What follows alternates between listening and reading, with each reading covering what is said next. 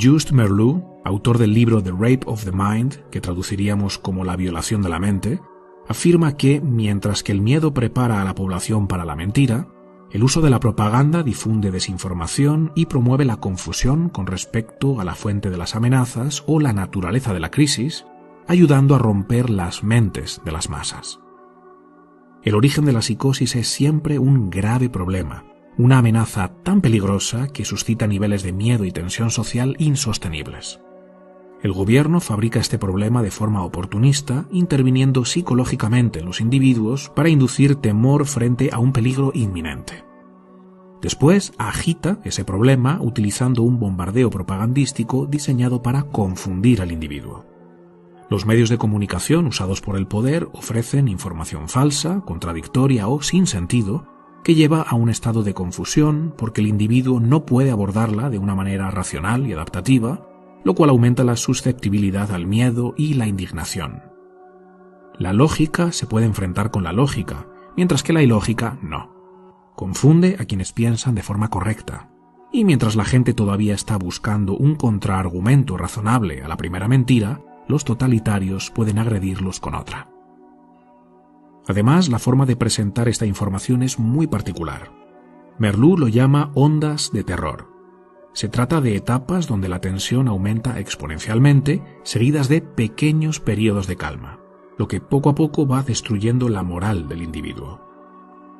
En el momento de máxima tensión y confusión, el poder presenta la solución a ese terrible peligro y la posiciona como única alternativa. Es esto o nada.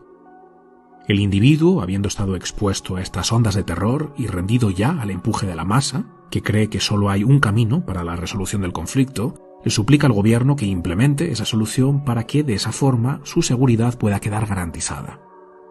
Sin embargo, el gobierno no puede ejecutar esa solución. Para poder hacerlo, necesita adquirir más poder. Una nueva ley, un nuevo ministerio o incluso una nueva constitución que le permitan hacer lo que antes no podía a costa de la restricción o eliminación de ciertos derechos individuales. En otras condiciones, el individuo no hubiera accedido a perder su libertad y sus derechos, pero aquí el poder ya logró el beneplácito de las masas, que le ruegan que les arrebate sus derechos para acabar con esa terrible amenaza. Y el poder, habiendo logrado lo que quería, deja de fabricar y agitar el problema que ellos mismos crearon, con lo que pareciera que realmente logró una solución. La calma regresa. Los individuos ya no son tan libres, pero se libraron del miedo y recuperaron su sensación de seguridad. El coste en forma de pérdidas de derechos y libertades individuales fue elevado, pero la masa lo celebra. Misión cumplida. Hasta que el ciclo vuelve a repetirse de nuevo con otra amenaza fabricada por el poder que pone en marcha la hipnotización global a través de la propaganda manipulativa y la intervención psicológica.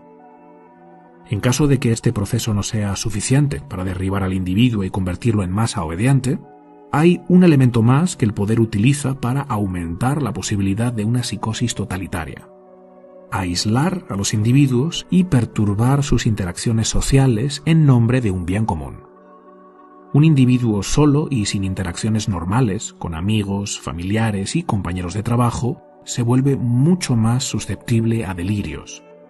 En primer lugar, se pierde el contacto con la fuerza correctiva del ejemplo positivo, algo que sucede en muchas otras especies de mamíferos. Y por otro lado, los seres humanos se condicionan más fácilmente a nuevos patrones de pensamiento y comportamiento cuando se encuentran aislados. Este proceso que acabo de describir lleva al individuo a un estado de infantilización en el que le cede toda la potestad al gobierno, perdiendo su capacidad de pensar por sí mismo, de hacerse responsable de su vida y de sentir que es capaz de lidiar con los desafíos que van surgiendo en el día a día. Carl Jung decía que cuando los individuos pierden su individualidad, pierden también su categoría intelectual y moral. Se conectan inconscientemente con un nivel inferior donde rigen la irresponsabilidad, el victimismo, la insensatez, el tribalismo y el infantilismo.